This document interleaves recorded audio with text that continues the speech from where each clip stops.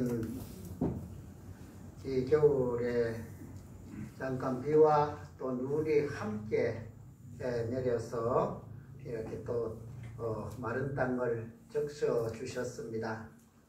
하나님께서 우리를 이렇게 사랑하시는 그 사랑인 줄 믿고 한 열흘만 일찍 좀 이렇게 왔으면 산불로 그렇게 많이 태우지는 않았을 텐데 하는 아쉬움도 있지만, 그러나 하나님이 하시는 것은 하나님의 때가 가장 정확한 때예요.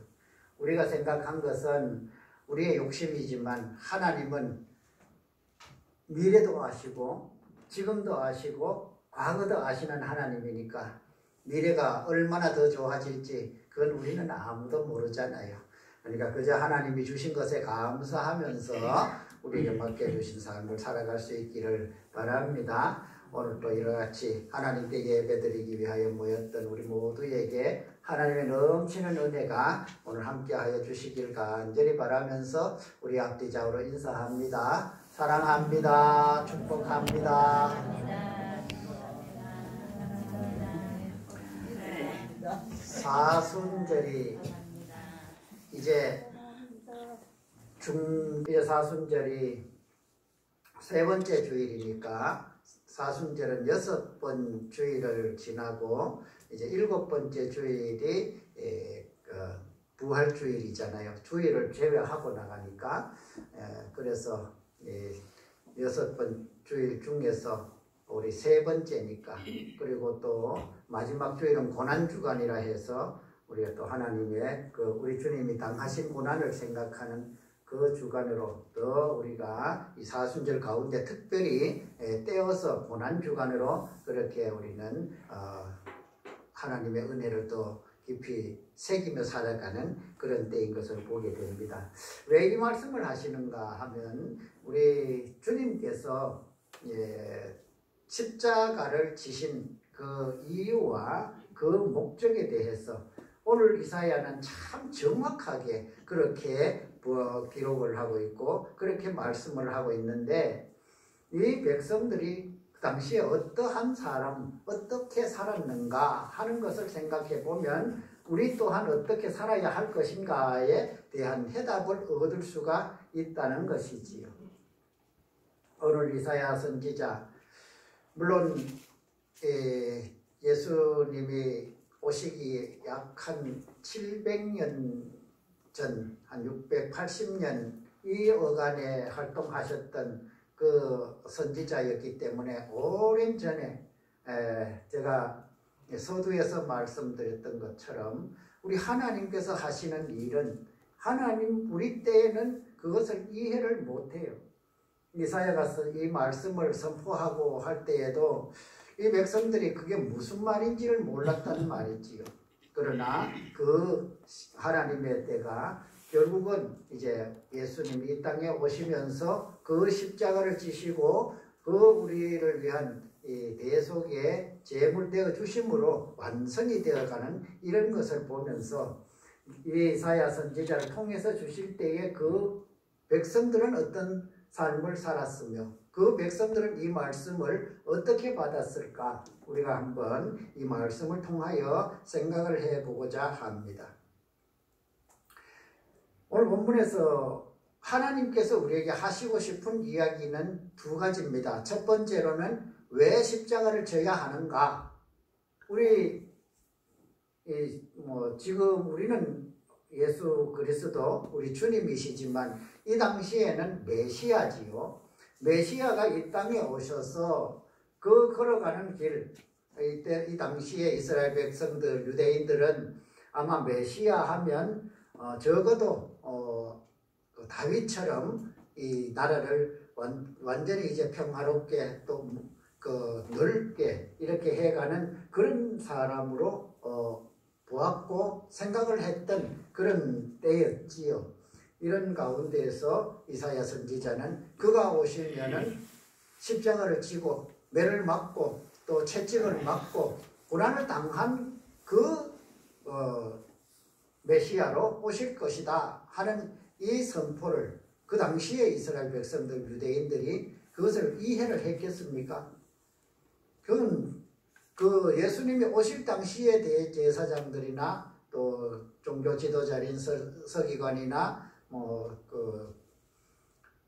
사두개인, 바리새인 이런 사람들, 그 사람들이 생각했던 메시아, 그 메시아가 바로 이 당시에도 그런 메시아로 아마 생각을 하고 있었고, 그래서 이 매맞는다는 것은 생각해 볼 수 없는 거예요.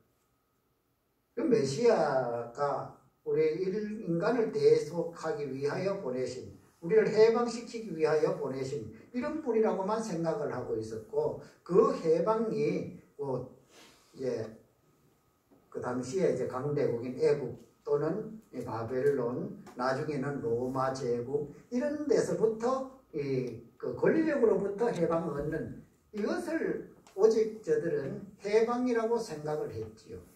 그런데 하나님의 해방은 그런 것은 잠깐 우리가 얻고 누릴 것이지만 영원한 해방은 바로 죄로부터의 해방이, 죄로부터 해방이 바로 하나님과 끊어진 관계가 연결되는 것이기 때문에 그 죄로부터의 해방을 말씀하시는데, 그 당시에 백성들, 유대인들은 그런 것을 이해하지 못하였다. 그래서 우리 주님 이 땅에 오셔서 지신 십자가는 바로 우리의 죄 때문에 그렇게 지게 되셨다 하는 것을 말씀을 할 수 있고, 또 그렇게 또 우리가 생각을 해 볼 수가 있습니다.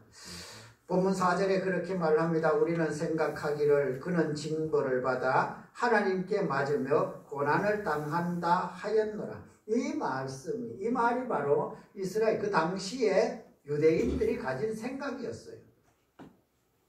그가 채찍에 맞고 그가 고난을 당한다면 자신의 죄, 자신 때문에 마땅하는 거지 그것이 나하고는 상관이 없어 라고 생각하는 거예요. 우리는 신약시대에 살기 때문에 이 은혜를 알지요. 그런데 이 구약시대의 율법 속에 사는 사람들, 자신들은 율법만 잘 지키면 죄 없다고 생각했거든요. 그런데 하나님은 아무리 그렇게 율법을 지키고 해도 너희들은 여전히 죄인이야. 왜요? 우리는 아담의 피가 계속 유전되고 있다는 거예요. 그래서 아담의 이 죄성이 우리에게 계속해서 유전되고 있는, 그래서 아담의 죄를 원죄라고 우리가 생각하고 그렇게 있지 않습니까? 이 당시에 유대인들은 그런 것을 생각하지 않는 거예요. 모세로부터 받은 이 계명, 십계명에서부터 여러 가지 법도와 율례와 규례들, 이 많은 것들을 이제 다 지켜 행함으로써 우리는 깨끗하다 이렇게 생각하였고, 그렇게 사는 것이 표본이라고 생각을 했지요. 그런데 정말 이 사람들이 그렇게 율법을 잘 지키면서 살았는가? 아마 조문적으로 볼 때에는 잘 지켰을 거예요. 초하루와 또 보름에는 제사를 지내고 아침 저녁으로 하나님 앞에 또 떡을 이제 드리면서 이렇게 이제 향을 피우고 그 한 모든 것이 자신들은 율법을 잘 지켜가는 일이라고 생각을 해요. 그런데 하나님은 그것이 아니라고 말씀하고 있잖아요. 하나님께서는 그 율법에 담아놓은 나의 마음을 좀 알아라. 율법에 담아놓은 내 마음을 아는 것이 아니라 율법 그 조문을 가지고 그것을 행하면 지켰고 행하지 않으면 율법을 범했다 이렇게 생각하는 그 사람들의 모습이 결국은 신약시대에 우리 주님이 오신 때까지 그 일이 이루어졌고 이어져 나왔다는 것이지요.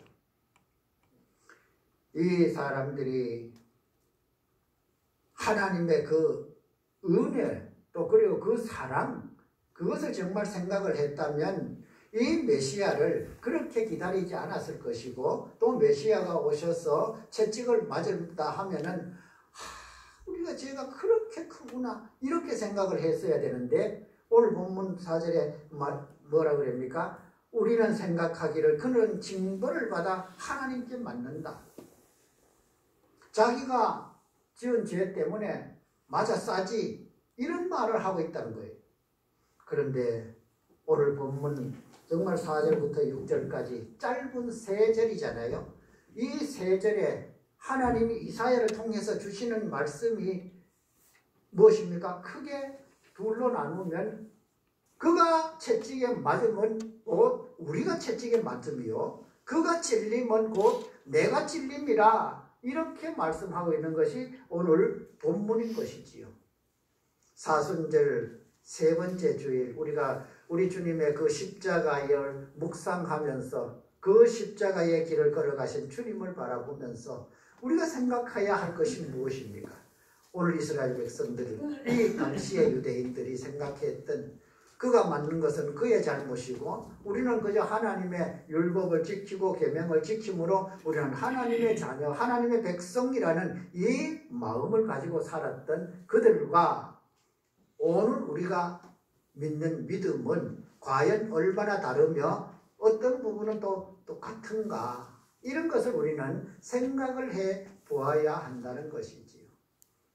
그렇습니다. 우리는 말씀을 통하여 우리 주님이 당하신 이 고난과 그의 찔림은 나의 죄, 나를 구원하시기 위하여 지신 십자가였고 찔린 찔림이었고 맞은 채찍이었다는 것을 우리는 지식적으로 압니다. 오늘 하나님은 그것을 지식적으로 아는 것을 요구하지 아니하고 무엇을 요구합니까? 마음으로 새기기를 원하고 계신다는 것이지요.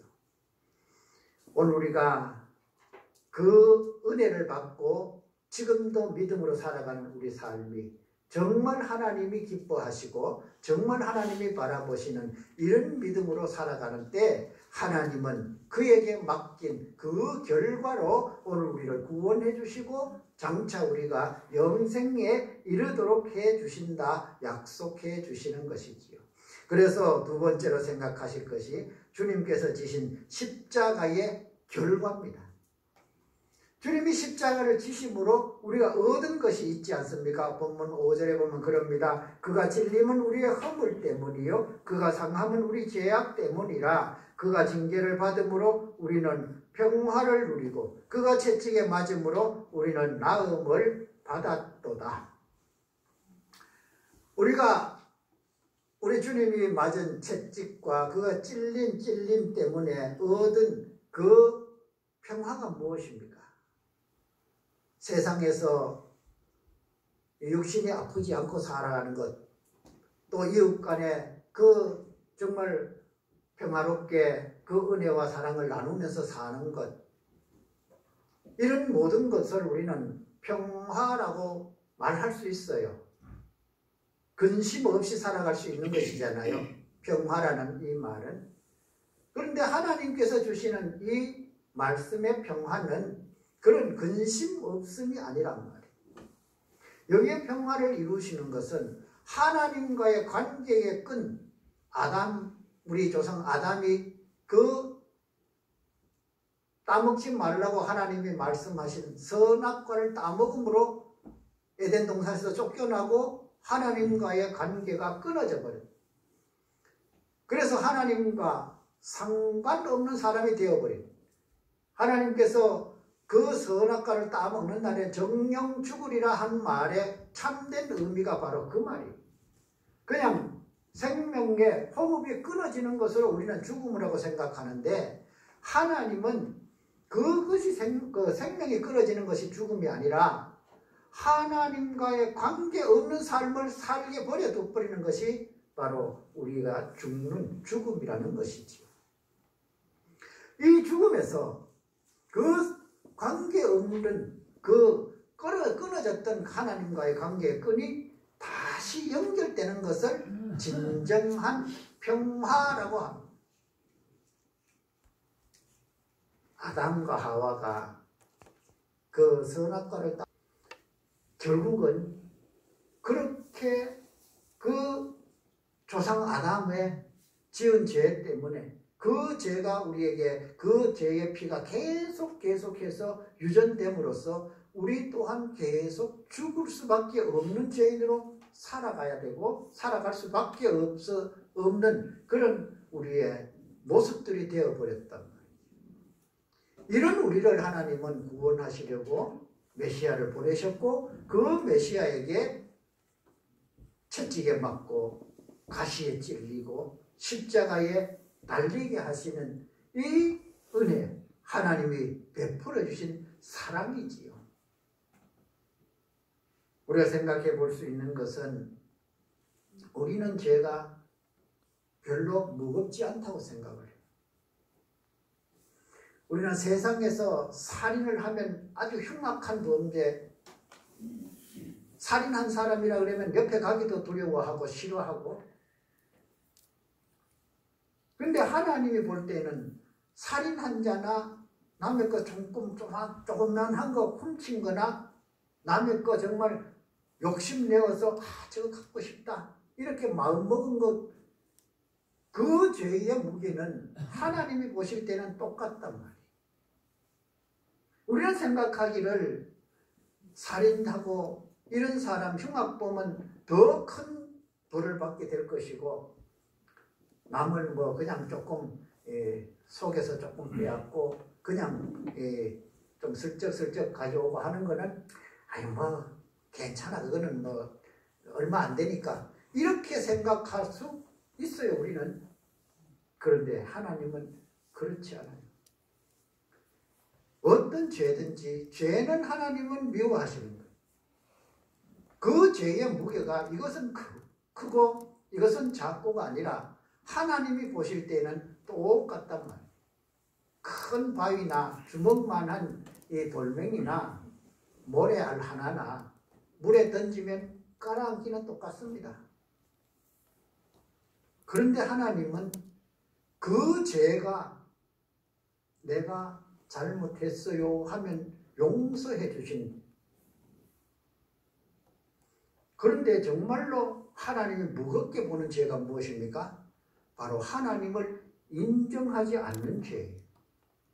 성경은 그것을 성령을 속이는 죄라고 말하고 있습니다. 하나님을 인정하지 않는 죄는 하나님이 용서치 않는다. 이 용서받지 못할 그 백성을 위하여 보내신 분이 바로 메시아였고 그분이 바로 우리의 죄를 대속하시기 위하여 십자가 지신 예수 그리스도란 말이죠. 그래서 오늘 본문에서 6절에 보면 그럽니다. 우리는 다 양 같아서 그릇 행하여 각기 제 길로 갔거늘 여호와께서는 우리 모두의 죄악을 그에게 담당시키셨도다. 우리 주님에게 너가 저 어린 양 같은 저들의 짊어지고 그 영의 허덕임을 너가 좀 풀어줘라 이러면서 우리 주님에게 맡겨주신 것이 바로 십자가잖아요.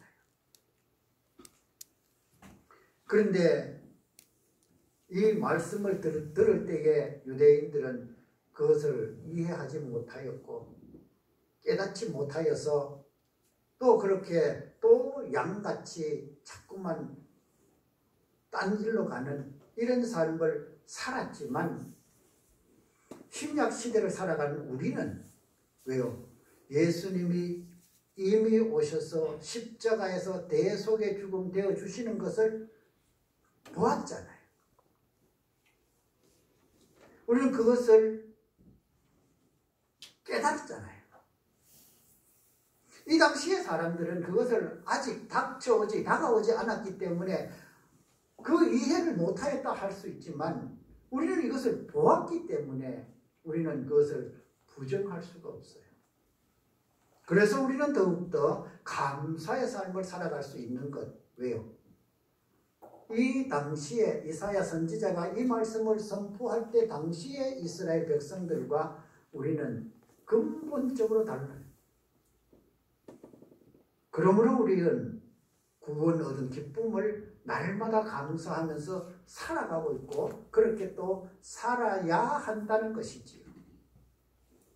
결론적으로 그렇게 말씀하고 있습니다.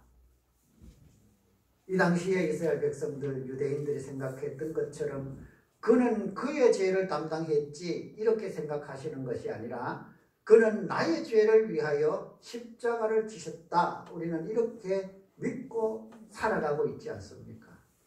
그 결과는 무엇입니까? 하나님과의 관계가 다시 이어진, 정말 하나님을 만나도 두렵지 않고 하나님을 만나고 싶은 그 마음 가지고 우리는 늘 찬송하며 언젠가는 하나님이 나를 부르시고 하나님 곁으로 이끌어 주실 텐데 그때 가서 정말 하나님께 우리가 기쁨의 찬송 올려드릴 때가 있을 것이다. 이 마음을 가지고 살아가고 있는 우리 얼마나 감사할 수밖에 없잖아요. 우리는 이런 삶을 살아가고 있고 이런 삶을 살도록 우리 하나님께서 그 독생하신 예수님에게 그의 그 채찍과 그 찔림과 그 험한 십자가를 맡겨주셨다는 것에 얼마나 감사한지 우리는 이 감사를 가지고 하나님 앞에 또 영광 돌리는 그런 삶이 되어야 할 것입니다. 이사야 선지자가 말씀하신 대로 우리가 이런 은혜를 받았으니 이 은혜 살게 사는 우리는 구원 얻어서 기쁨으로 살아가지만 아직도 우리 곁에 이 당시의 이스라엘 백성들처럼 이 당시의 유대인들처럼 살아가는 우리 이웃들이 아직도 많이 있지 않습니까? 저들을 위하여 우리는 해야 할 일이 있어요. 오늘 그 말을 알아듣지 못하는 그 이스라엘 백성들에게 하나님의 이 사랑을 선포했던 이사야처럼 우리 또한 내가 만나는 이웃과 내가 만나는 형제에게 정말 생명 있다는 것을 가르쳐가는, 그래서 한 분이라도 그 말씀의 은혜를 받아 하나님 앞으로 나올 때 하나님은 그에게도 화평을 주시고 평화를 누릴 수 있는 길을 열어주셨어. 우리는 잘했다 칭찬받고 또 그들은 하나님의 그 사랑을 받아 남은 삶에 하나님과 함께함에 기쁨이 있을 그 삶을 살아가기를 원하고 계시는, 오늘 이 말씀이 주시는 교훈은 바로 그것입니다. 우리가 받은 은혜가 감사하여 그 은혜를 하나님 앞에 감사의 표현으로 나갈 때 그것이 바로 내 이웃의 한 영혼이 우리 하나님을 만나는 것으로 이루어지는, 이것을 하나님은 오늘도 우리에게 원하고 계신다는 것이지요. 지금도 양처럼 목자의 말 듣지 아니하고 거부하면서 나가고 있는 우리 형제들이 얼마나 많습니까? 저들을 구원하여 우리 함께 하나님의 나라에 모두 들어가는 그 날을 바라보면서 우리 또한 이웃들에게 복음 전하는 그런 믿음의 삶을 살아갈 수 있기를 축복합니다. 기도하겠습니다. 거룩하신 하나님, 사순절 중반에 들어와서 우리 주님께 맡긴 그 험한 십자가를 함께 생각하며 우리 주님이 지신 그 십자가, 나를 위하여 나에게 화평을 주고 하나님의 그 사랑을 더하시려고 하나님이 고쳐가시려고 그렇게 맡긴 그 십자가였음을 생각하며 우리는 구원 얻은 기쁨으로 나가고 또 우리 이웃들에게 그 생명 전하는 그런 삶 살아갈 수 있도록 새힘 주옵소서. 예수님의 이름으로 기도드리옵나이다. 아멘.